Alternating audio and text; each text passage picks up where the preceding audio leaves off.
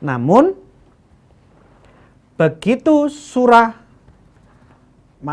Al-Quran selesai dibukukan, Utsman bin Affan menginstruksikan bahwa segala versi Quran yang berbeda bacaan, entah bacaan 2 bacaannya berbeda, 3 bacaan, 5 bacaan, 7 bacaan, entah berapa bacaan, semua Al-Quran yang beda bacaannya dari naskah milik Utsman harus dimusnahkan.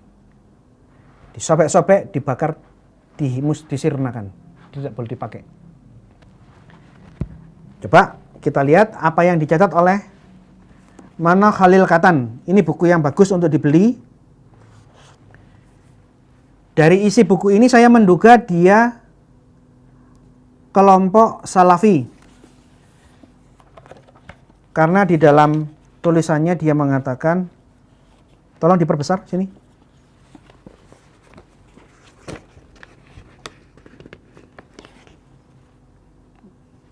Di dalam bab ketiga,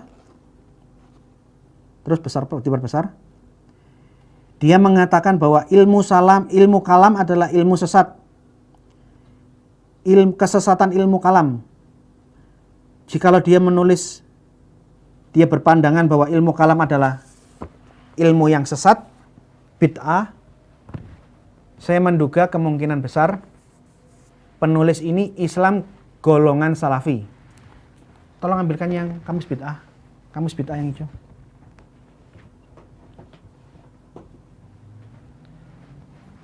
Ini kamus bid'ah, kamus tentang aliran-aliran sesat dalam Islam yang nulis Syekh Albani. Syekh Albani adalah ulama kaum Salafi.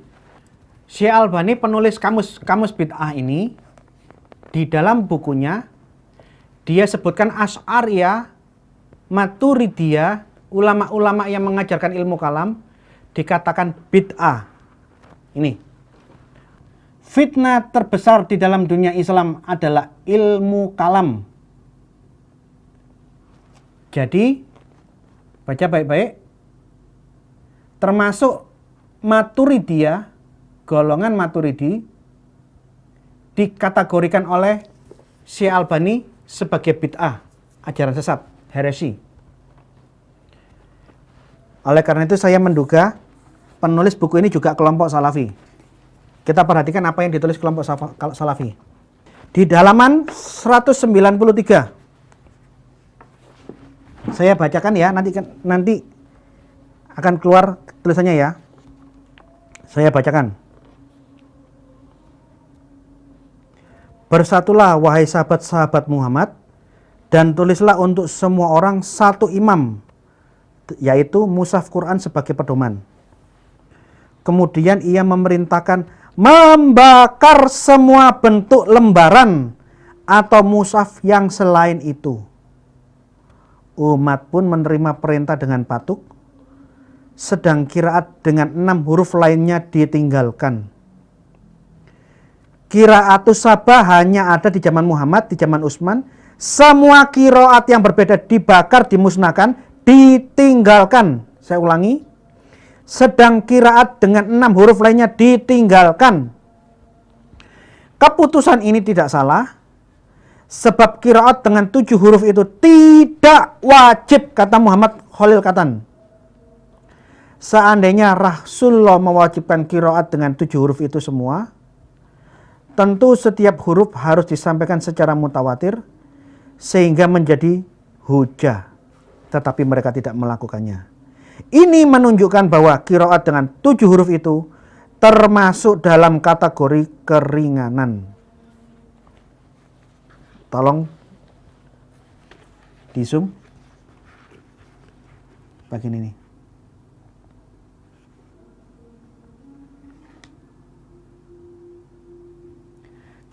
Qiraatus sabah tidak diberlakukan di zaman Utsman. Hanya boleh ada 1 bacaan. 6 bacaan lainnya yang berbeda, yang dulu ditoleransi, tidak ditoleransi. Bacaan yang berbeda dirampas, disobek, dibakar. Ia menyatukan umat Islam dalam 1 mushaf, 1 huruf, sedang mushaf yang lain disobek. Nah, halaman 193. Ia memerintahkan dengan tegas agar setiap orang yang mempunyai mushaf yang berlainan dengan mushaf yang disepakati itu membakar mushaf tersebut. Mushaf yang berbeda dari milik Utsman harus dibakar, dimusnahkan. Umat pun mendukungnya dengan taat dan mereka melihat bahwa dengan begitu Utsman telah bertindak sesuai dengan petunjuk dan sangat bijaksana.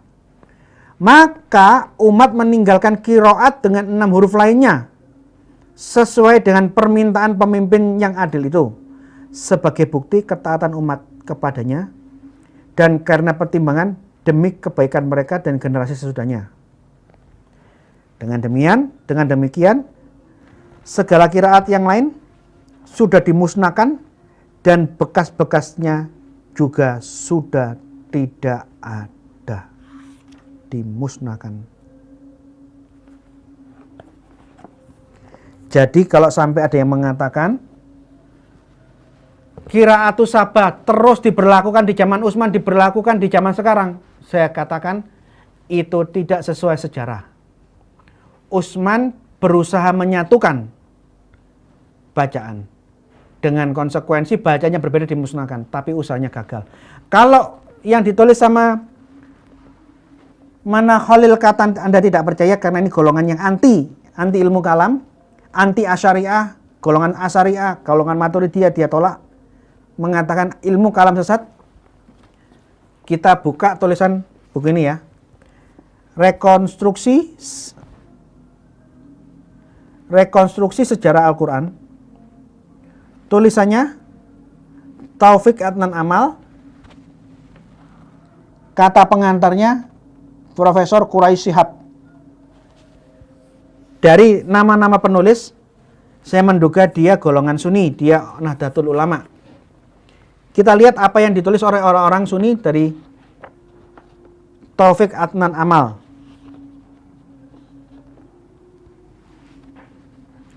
Di halaman 22, saya langsung lompat ya. Setelah diteliti dan dilakukan perbaikan, Utsman lalu merobek lembaran-lembaran lainnya. Jadi mushaf Utsman selesai diteliti. Setelah selesai kodifikasi, Quran yang beda bacaan disobek. Termasuk mushaf Hafsah. Pada waktu mushaf Hafsah, mushaf yang dipinjam Said bin Sabit untuk meneruskan penyalinan di zamannya Utsman, setelah dilakukan pembukuan, mushafnya dikembalikan, tidak dibakar, tidak dihancurkan.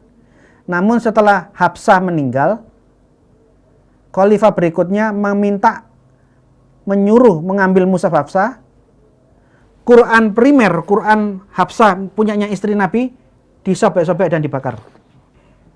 Jadi ada upaya penghilangan barang bukti.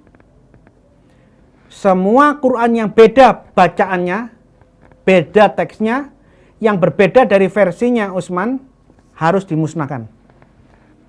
Jadi Salafi sudah, buku tulisannya Nahdlatul Ulama sudah, sekarang kita lihat M. Hadi Ma'rifat. Saya tidak tahu ini golongan apa ya, kemungkinan ini dugaan saya. Kalau saya keliru saya minta maaf. Saya duga ini orang Syiah. Kalau salah menduga kan tidak masalah kan? Namanya juga menduga. Ini catatan dalam M. Hadi Ma'rifat. Hudzaifah menemui banyak perbedaan-perbedaan bacaan di Syria dan Irak. Dan dia meminta Utsman tolong satukan bacaan supaya jangan sampai ada pertikaian dan perpecahan di antara umat Islam. Anda bisa saksikan di layar nanti ya. Mari kita lihat apa yang ditulis M. Hadi Ma'rifat di halaman 167. Tahapan penyatuan mushaf. Dia sebutkan ada beberapa tahapan, yaitu mengumpulkan sumber-sumber yang tersebar sebagai naskah awal satu mushaf, kemudian mengkoreksi, mencocokkan satu mushaf dengan yang lainnya. Apakah salinan ini sudah otentik apa belum? Kemudian apa? Mengumpulkan mushaf-mushaf atau lembaran-lembaran sebagai catatan Quran dari semua negara Islam. kemudian menghapus dan menyirnakan. Semua catatan-catatan Quran yang ada di wilayah kekhalifahan Islam, di semua negara-negara Islam yang ada, yang sudah mereka taklukkan, diambil, dihapus, disirnakan. Utsman mengharuskan semua muslim membaca mushaf yang dikumpulkan, mengharuskan semua membaca mushaf yang sudah dikumpulkan dan melarang mereka berpedoman kepada mushaf-mushaf dan bacaan yang lain. Jadi Quran-Quran yang ada yang berbeda dihapus, disirnakan, dimusnahkan, dan mewajibkan membaca Quran versi miliknya. Versi yang berbeda dilarang dipakai. Tidak boleh ada perbedaan bacaan, tidak boleh ada perbedaan versi Quran di zaman Utsman. Semua Quran yang berbeda disirnakan, dimusnahkan. Ini baca. Dalam tahap pengumpulan mushaf-mushaf dan penghapusannya, Utsman mengutus beberapa orang ke berbagai negeri dan mengumpulkan mushaf-mushaf serta lembaran-lembaran yang di dalamnya tercantum Al-Quran, kemudian membakarnya. Jadi ada upaya penghilangan barang bukti.